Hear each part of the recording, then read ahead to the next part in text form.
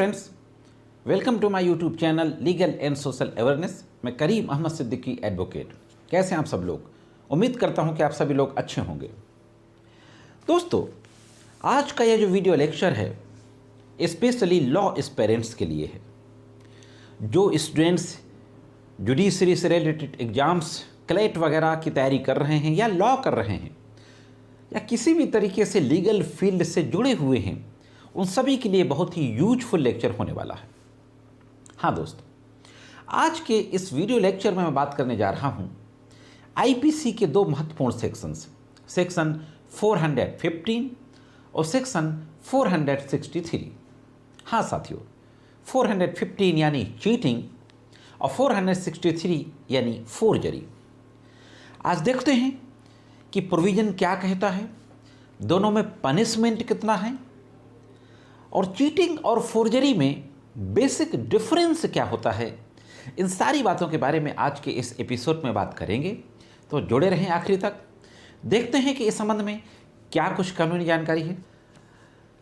Friends, वैसे तो मुझे पता है कि आपने मेरे चैनल को सब्सक्राइब किया हुआ है, आप मेरे रेगुलर व्यूवर्स हैं, लेकिन यदि आप फर्स्ट टाइम मेरे वीडियो को देख रहे हो, चैनल में बिल्कुल नए हों और अभी तक आपने सब्सक्राइब ना किया हो, तो चैनल को ज़रूर सब्सक्राइब कर लें और सब्सक्राइब करने के बाद बेल बटन को हिट करके ऑल पे सेट कर दें, जिससे कि इन फ्यूचर जो वीडियो जो अपलोड होते हैं उसका नोटिफिकेशन आप तक पहुंच सके। और मेरे द्वारा जो लीगल इन्फॉर्मेशंस दी जाती है वीडियोस में, अगर ये आपको अच्छी लगती हो तो मेरे वीडियोज़ को लाइक और शेयर भी करते रहा करें, जिससे कि कानून की महत्वपूर्ण जानकारियाँ और भी लोगों तक पहुँच सकें। तो सबसे पहले आज बात करते हैं सेक्शन 415 की। 415 मैं प्रोविजन को पढ़ता हूं, आपके सामने स्लाइड्स में आएगा। 415 सेक्शन आईपीसी का कहता है, चीटिंग,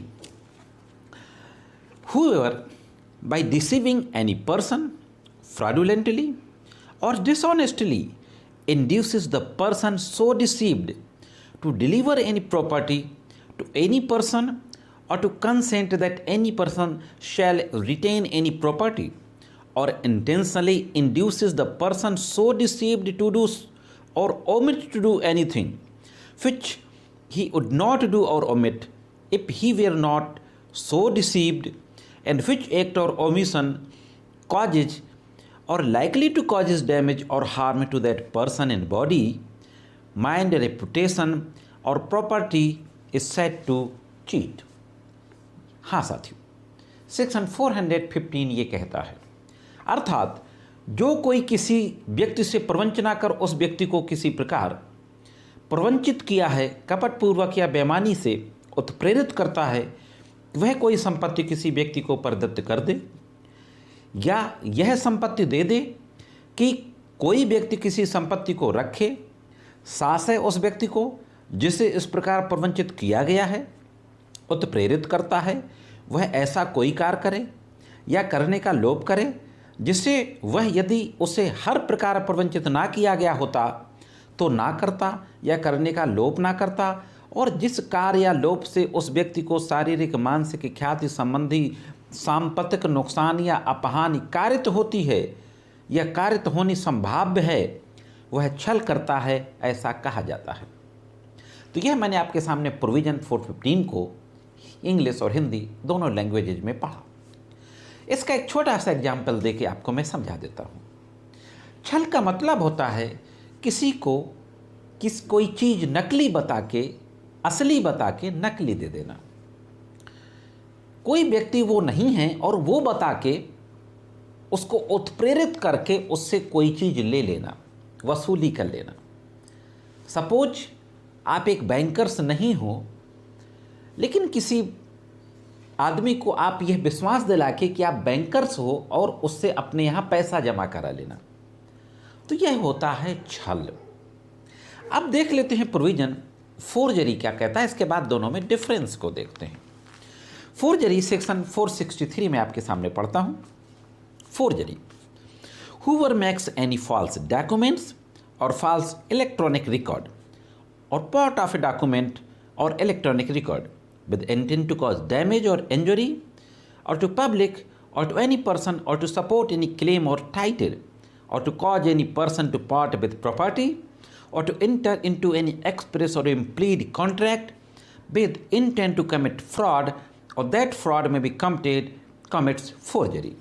हिंदी में देखते हैं, कूट रचना जो कोई किसी मिथ्या दस्तावेज या मिथ्या इलेक्ट्रॉनिक अभिलेख अथवा दस्तावेज या इलेक्ट्रॉनिक अभिलेख के किसी भाग को इस आशय से रचता है कि लोक सेवक को या किसी व्यक्ति को नुकसान या क्षति कारित की जाए या किसी दावे या हक का समर्थन किया जाए, यह कारित किया जाए कि कोई व्यक्ति संपत्ति अलग करे या कोई अभिव्यक्ति या विवक्षित संविदा करे या इस आशय से रचता है कि कपट करे या कपट किया जा सके, वह कूट रचना करता है।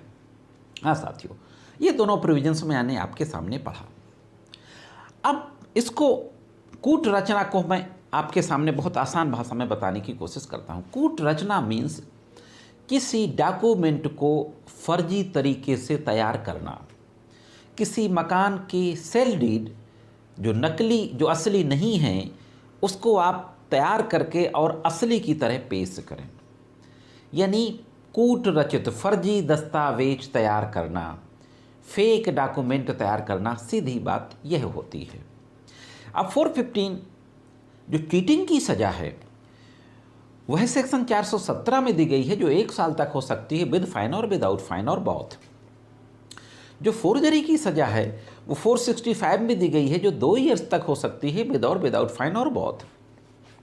दोनों में बेसिक डिफरेंस को समझ लेते हैं कि दोनों में बेसिक डिफरेंस क्या है।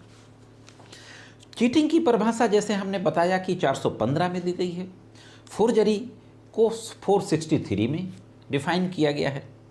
चीटिंग के अंतर्गत एक व्यक्ति दूसरे व्यक्ति को असत्य कथन कर कोई कार्य या कारलोप करने को उत्प्रेरित करता है। चीटिंग में कोई व्यक्ति किसी से गलत बयानी करके, असत्य कथन करके कोई काम कराता है या कोई ओमिशन कराता है। फोर्जरी में कूट रचना के अंतर्गत एक व्यक्ति दूसरे व्यक्ति को नुकसान पहुंचाने के उद्देश्य से मिथ्या दस्तावेज तैयार करता है या उसके किसी पार्ट को, जरूरी नहीं है कि होल डॉक्यूमेंट प्रिपेयर हो, पूरा डॉक्यूमेंट या डॉक्यूमेंट के किसी पार्ट को तैयार करता है। छल के अंतर्गत किसी को प्रवंचना, मिथ्या कथन के अनुसार संपत्ति प्रदत्त करनी है तो प्रेरित किया जाता है। चीटिंग में किसी व्यक्ति से असत्य कथन करके किसी संपत्ति को किसी दूसरे को देने के लिए इंड्यूस, उत्प्रेरित किया जाता है। कूट रचना के अंतर्गत कूट रचित दस्तावेज या दस्तावेज के भाग के आधार पर किसी संपत्ति पर या हक या दावा किया जाता है। कोई फर्जी दस्तावेज तैयार करके या उसके किसी हिस्से को तैयार करके किसी संपत्ति पर अपना दावा जताया जाता है फोर्जरी में। तो यह था बेसिक डिफरेंस दोनों में। यह थी साथियों एक लीगल इन्फॉर्मेशन आईपीसी के 2 महत्वपूर्ण सेक्शंस के बारे में। ये जानकारी कैसे लगी कमेंट्स करके ज़रूर बताएं। आज की वीडियो में सिर्फ इतना ही। मिलते हैं किसी अन्य वीडियो में कानून के कुछ अन्य जानकारियों के साथ। तब तक जुड़े रहें कानून की विभिन्न तरीके की जानकारियों के लिए लीगल एंड सोशल अवेयरनेस के साथ। अनअकैडमी एक ऐसा ऑनलाइन एजुकेशन प्लेटफॉर्म जहां पर आपको कंप्लीट पैकेज मिलता है और भीड़ से अलग दिखकर अपने जुडिशियल ऑफिसर बनने के सपने को पूरा कर सकते हैं। अनअकैडमी एक ऐसा प्लेटफॉर्म है जहां पर आपको प्लस सब्सक्रिप्शन भी मिलता है जो स्ट्रक्चर्ड कोर्स के रूप में होता है। अनअकैडमी के प्लेटफॉर्म पर जो एक्सपर्ट एजुकेटर्स होते हैं, लॉ प्रोफेशनल्स, उनके द्वारा आपकी क्लासेस ली जाती हैं। यहाँ पर टेस्ट सीरीज भी होती हैं, लाइव टेस्ट क्विजेज वगैरह भी होते हैं, लाइव इंट्रैक्शन होता है during the live class. Unacademy YouTube judiciary पर भी आपको लॉ की क्लासेस मिल जाती हैं। अनअकैडमी पर रैपिड रिवीजन की सीरीज चलाई जाती हैं। एक्सपर्ट एजुकेटर्स के द्वारा रैपिड रिवीजन सीरीज के साथ साथ जुडिशरी के एग्जाम्स से रिलेटेड आपको प्रॉपर गाइडेंस प्रोवाइड किया जाता है। अनअकैडमी पर टेस्ट सीरीजेज भी स्टार्ट हो चुकी हैं, फ्री टेस्ट सीरीजेज स्क्रीन में आपके सामने डिस्प्ले है, आप नोट डाउन कर सकते हैं। अनअकैडमी में आपको समय समय पर T20 मॉक टेस्ट भी के प्रोग्राम्स भी मिल जाएंगे, मॉक टेस्ट लिए जाते हैं, पूरा डिस्प्ले आपके सामने है, आप नोट डाउन कर सकते हैं। यहाँ पर जो लॉ के कोर सब्जेक्ट्स हैं उन सब की क्लासेस ली जाती हैं, जिसमें constitution of India, Indian penal code, Indian criminal procedure code, contract act, Indian evidence act, Hindu law, Muslim law, jurisprudence और लोकल लॉज, इन सारे लॉज की क्लासेस को यहाँ पर लिया जाता है।